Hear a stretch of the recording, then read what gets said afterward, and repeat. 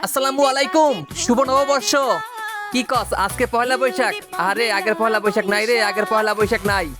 বৈশাখের জায়গায় বৈশাখ ঠিকই আছে, নববর্ষে আনন্দটা আজ নেই। মানুষ এখন মডার্ন হয়েছে, বাংলা গেছে ভুলে।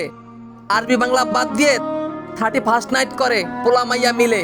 সমাজ এখন পাল্টে গেছে, মুরব্বীরা কয় আগের দিনই ভালো ছিল, এখন কলিকালের সময়।